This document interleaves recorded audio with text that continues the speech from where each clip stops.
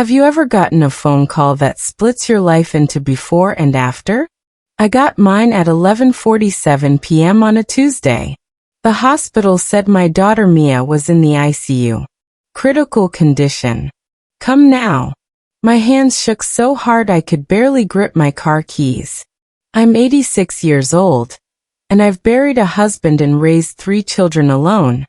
But nothing prepared me for the terror that flooded through me as I drove through empty streets toward Riverfirst Medical Center. When I arrived, a woman I'd never seen before blocked the ICU entrance. She wore expensive perfume and a cold smile. "Family only," she said, crossing her arms.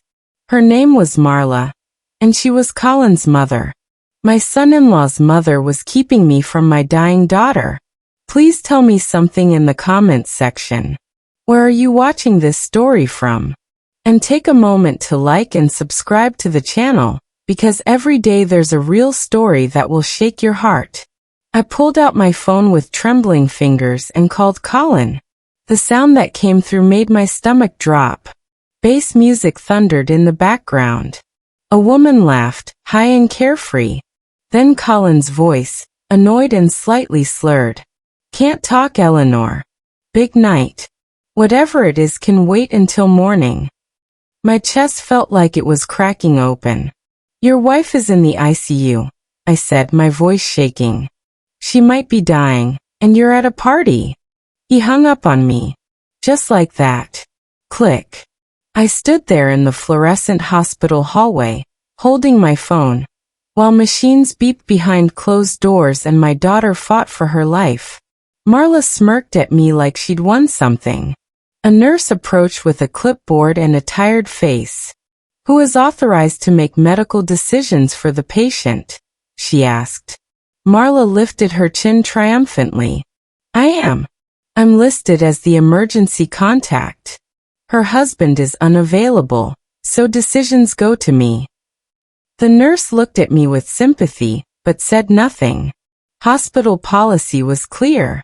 I felt the walls closing in. Everything in me wanted to scream, to push past Marla, to get to my baby girl. But I knew better. I straightened my spine and looked directly at a spot on the wall, imagining a camera there, imagining someone listening. "My name is Eleanor Pike. I'm 86 years old and I'm Mia's mother." My voice didn't shake anymore. "And I will not let them take her from me." The charge nurse pulled me aside to a quiet corner near the vending machines. Her name tag read Paula. She spoke gently, like she'd had this conversation before. "Mrs. Pike, I understand this is difficult.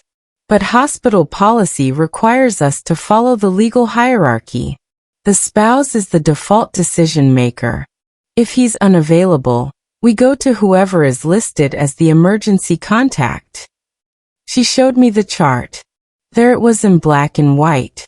Marla Henderson, mother-in-law, emergency contact. My hands curled into fists. "What if there's a document?" I asked. Paula's expression shifted slightly. "If there's a valid healthcare power of attorney, properly notarized, that changes everything.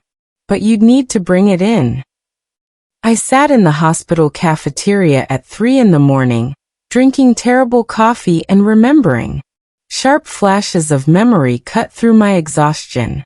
Marla at Mia's wedding, loudly critiquing the vows Mia had written herself. Colin made jokes about training Mia to spend less money, while everyone laughed except my daughter. Me, biting my tongue over and over, telling myself to stay quiet, to not interfere in their marriage. All those times I'd swallowed my concerns because I didn't want to be the interfering mother-in-law. Now my silence might cost Mia everything. The case manager found me there at dawn. "Mrs. Pike, without legal proof of authority, Marla can authorize transfer to a cheaper facility. Today if she wants to." I drove home as the sun came up, moving faster than I probably should have. My little apartment felt strange and empty. I went straight to my bedroom closet and pulled down the cedar box Mia had given me last Christmas. It was beautiful, hand-carved, with our initials intertwined on the lid. Inside, I found a sealed envelope with my name written in Mia's careful handwriting. "If I cannot speak, Mom." My hands trembled as I opened it. Inside was a notarized healthcare power of attorney naming me as her agent, copies of both our IDs, and a letter that made my eyes burn with tears. "You always do the right thing, Mom. I trust you completely." Behind it was another document, a springing financial power of attorney, requiring 2 doctors' letters to activate. I pressed the papers flat against my kitchen table, making sure every page was in order. That's when I found the note tucked in the very back, written in Mia's hand on a small piece of notebook paper. "Keep my separate account separate. Dad's advice." My late husband Tom had been a banker.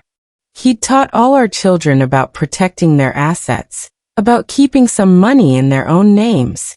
I remembered him having serious conversations with Mia before her wedding. At the time, I thought he was being paranoid. Now I understood he'd been trying to protect her. I made copies of everything, put the originals in my purse, and drove back to the hospital. I hadn't slept in 24 hours, but sleep could wait. The patient advocate's office opened at 8. I was waiting outside the door at 7:45. Her name was Gloria Martinez, and she listened to my story without interrupting. Then she picked up the phone and called the notary listed on Mia's documents. I could hear parts of the conversation. The notary remembered Mia clearly. She insisted on having witnesses present, he told Gloria.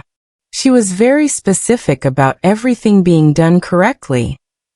Gloria hung up and smiled at me for the first time. "Mrs. Pike, this document is valid. Let me get the attending physician to review and sign the incapacity determination." Within an hour, I had everything I needed. My healthcare proxy was active. I could finally see my daughter. Mia looked so small in that hospital bed, surrounded by tubes and monitors and machines that breathed for her. Her beautiful dark hair was matted against the pillow. Her face was pale as paper. I took her hand carefully, avoiding the 4-line, and sat down in the chair beside her. "I'm here, baby," I whispered. "Mom's here now." The nurse showed me how to read the monitors, explained what each medication was doing. I asked questions and took notes. When visiting hours changed, I set calm, clear rules. Marla could visit for 30 minutes in the afternoon. No one else unless I approved them. The nurse nodded and made notes in the chart. Then Colin staggered in, reeking of whiskey, his eyes bloodshot and mean. "What are you doing here?" Colin demanded, swaying slightly. The nurse stepped between us. "Sir, are you intoxicated?" she asked quietly. He laughed, an ugly sound. "I'm her husband. I can visit whenever I want." But the nurse was already writing in her documentation. Time, behavior, smell of alcohol, slurred speech. Security appeared in the doorway like magic. They were polite but firm. "Sir, you need to leave now. You can come back when you're sober." Colin tried to push past them toward Mia's bed. He reached across her roughly, jostling one of her 4 lines. Alarms started beeping. The security guards took his arms and walked him out. I heard him shouting all the way down the hall. The nurse issued a formal behavior warning. Marla found me in the hallway outside Mia's room. Her face was twisted with anger. "You think you're so smart," she hissed. "You think those papers mean anything? We'll move her anyway. You're too old to run anything. You can barely take care of yourself, let alone make medical decisions." I looked at her calmly. Years of dealing with difficult people had taught me not to react to bullies. "The law disagrees with you, Marla," I said quietly. "And so do Mia's doctors." She opened her mouth to say more, but my phone buzzed. A text from an unknown number. "I'm Tessa. I didn't know she was in the ICU. Can we talk? Please. It's important. I stared at the screen, my heart pounding. We met at a diner 3 blocks from the hospital. Tessa was younger than I expected, maybe 28, with blonde hair and red eyes from crying. Her hands shook as she wrapped them around a coffee mug. He told me they were on a break, she whispered. He said the marriage was over, that they were just waiting to file papers. I didn't know she was sick. I didn't know anything. She pulled out her phone and showed me receipts. Bar tabs, dinner charges, all time-stamped. The night Mia was admitted to the ICU, Colin had been at a club with Tessa, spending money they didn't have. Will you talk to the hospital social worker? I asked. Tessa nodded, tears streaming down her face. Then she said something that made my blood run cold. Marla texted him that night. She told him to keep his phone off. The case manager called me into her office the next morning. Mrs. Pike, I need to inform you that Mia's rehabilitation plan was denied by insurance. There was a last-minute change to her coverage that Colin made 3 weeks ago. He switched her to a cheaper plan with limited benefits. My jaw clenched. Can we appeal? I asked. She handed me a thick packet of forms. You can try. You'll need a letter from the attending physician explaining medical necessity, and you'll need to submit it within 48 hours. I took the forms, got the doctor's letter by noon, and hand-delivered everything to the insurance office before they closed. The patient advocate made notes about the spousal conflict in Mia's medical chart. I went back to Mia's room, held her hand, and told her everything I'd done. While Mia slept, I went to her house to get some of her personal items. Clean pajamas, her favorite book, family photos for her room. The house felt wrong the moment I walked in. Mail was piled up on the counter, dishes sat dirty in the sink, and everything had a feeling of abandonment. In the pile of mail, I found a bank envelope marked urgent. Inside was a past due notice for a credit card I'd never heard of. The charges made my stomach turn. Bar tabs, electronics, charges to expensive stores. All in Mia's name. The billing address was Marla's house. I took photos of everything with my phone, making sure to capture dates and amounts. This wasn't just neglect. This was a fraud. Back at the hospital, I met with Mia's neurologist and her primary care physician. Both signed letters confirming her incapacity to make financial decisions. With those letters in hand, I activated the financial power of attorney. My first call was to River First Bank. I need to place a fraud alert on account holder Mia Henderson, I said calmly. No new credit lines can be opened in her name. Any attempt to add an authorized user must be reported to me immediately. The bank representative took detailed notes. I requested written confirmation of everything. Then I called the credit card company about the fraudulent account. I didn't confront anyone. I just documented everything and followed proper procedures. 2 days later, the insurance company overturned their denial. Mia was approved for acute rehabilitation. Marla exploded when she heard about the rehab approval. She demanded a meeting with the hospital administrator. This is ridiculous, she shouted. That fancy rehab place costs a fortune. Transfer her to county hospital. It's good enough and it'll save money. I sat quietly while she ranted. Then I requested a formal multidisciplinary meeting.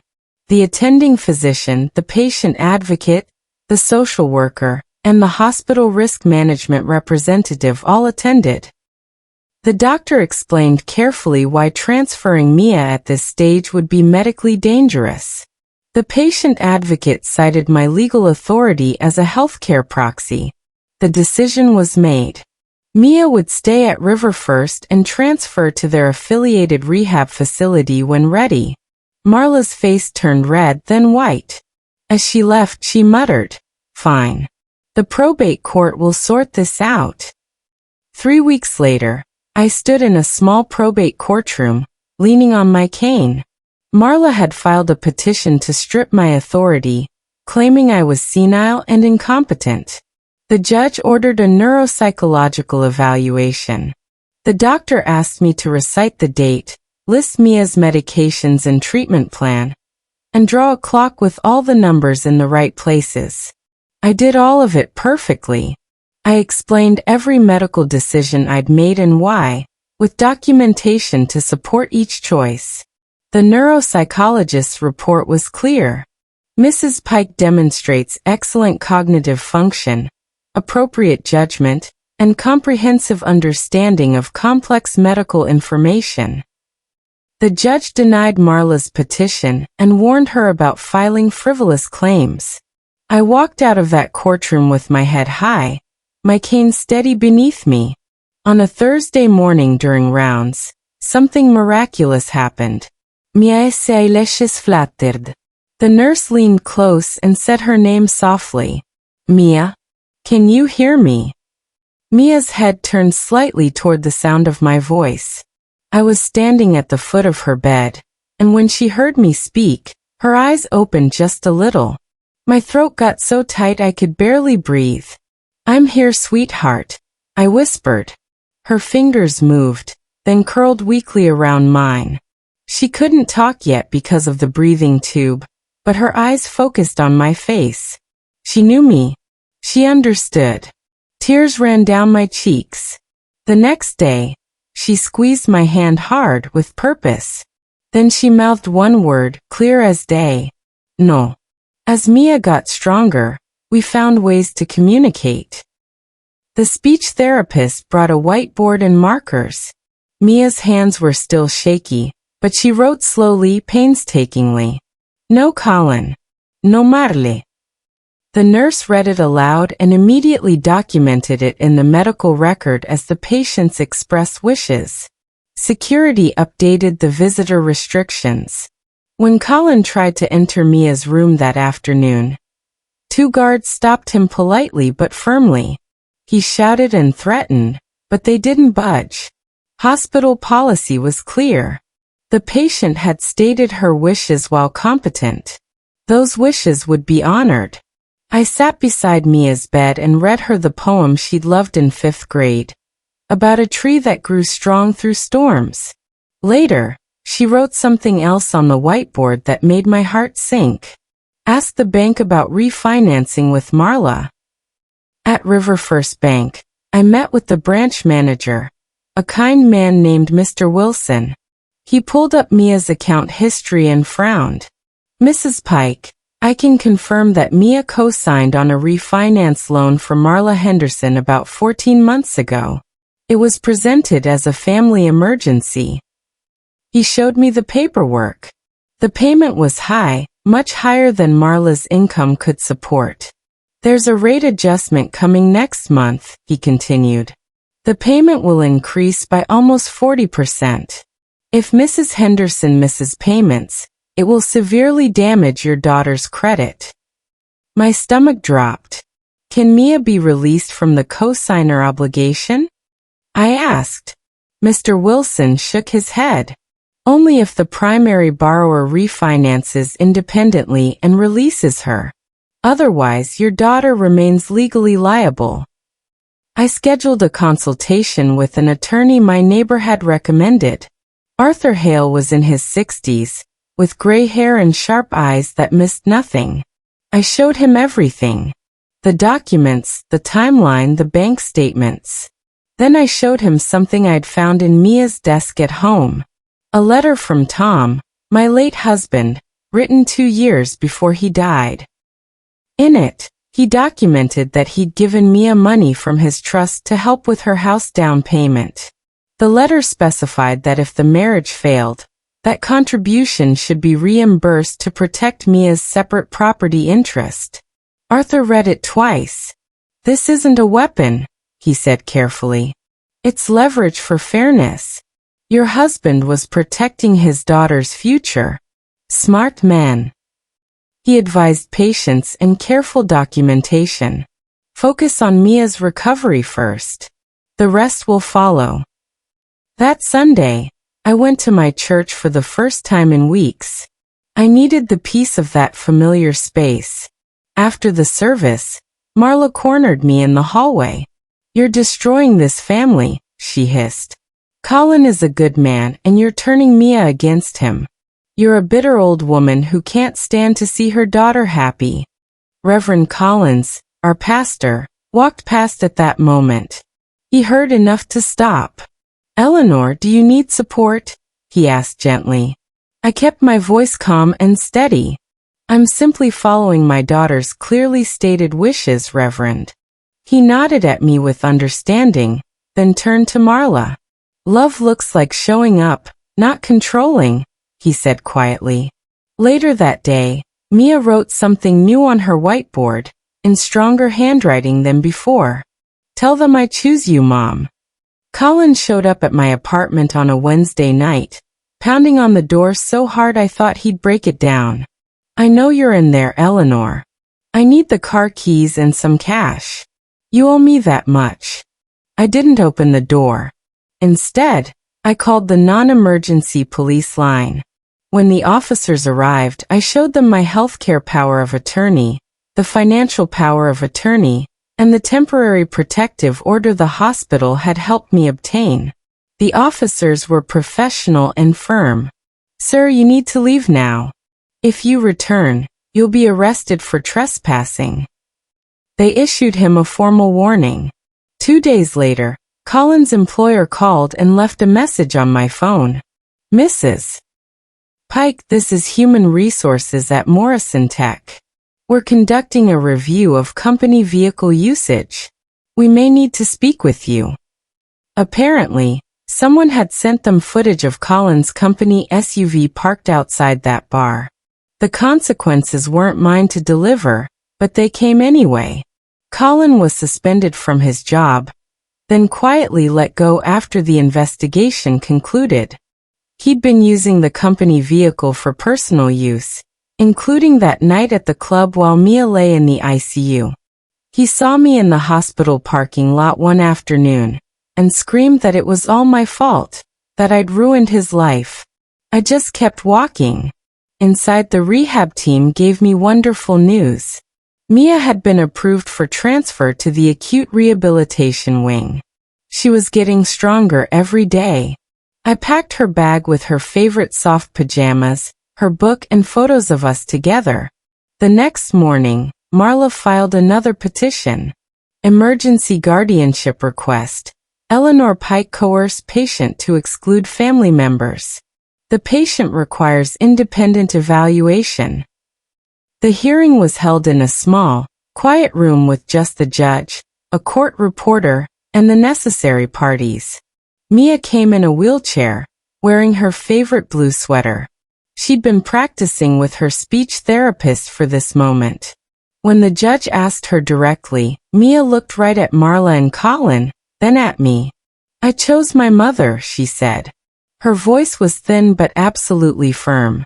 She respected my wishes when no one else would.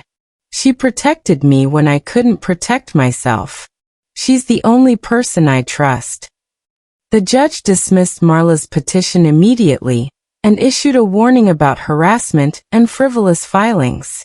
We went back to my apartment that evening, and I made Mia her favorite soup.